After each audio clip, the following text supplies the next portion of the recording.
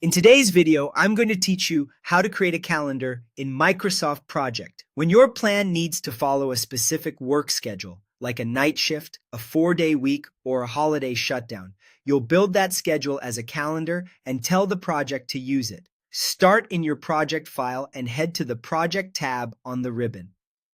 Click Change Working Time. This opens the Calendar Manager where you'll create and edit work schedules. Create a new calendar by choosing Create New Calendar. You can start from scratch with a new base calendar, or, more commonly, make a copy of the standard calendar so you keep the usual work pattern and only tweak what's different.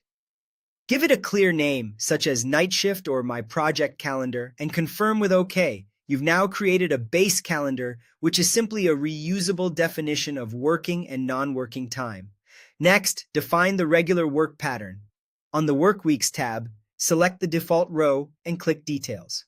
Pick the days you want to control, typically Monday through Friday, or include weekends if needed. Set the working times, like 8 o'clock a.m. to 5 o'clock p.m., or mark the selected days as non-working if they should be kept free. If your team works different hours on certain days, adjust each day accordingly. For shifts, you can enter different time ranges to reflect overnight or split coverage. Add time off that breaks the regular pattern.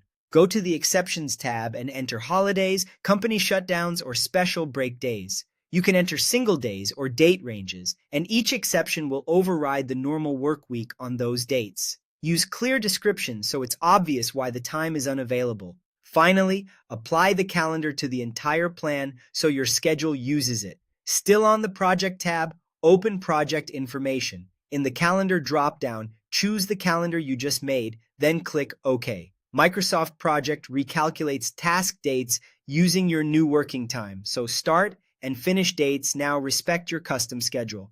Think of it this way. The base calendar defines the default work schedule. You copied or created one, customized its days and hours, added exceptions for real-world time off, and then assigned it to your project.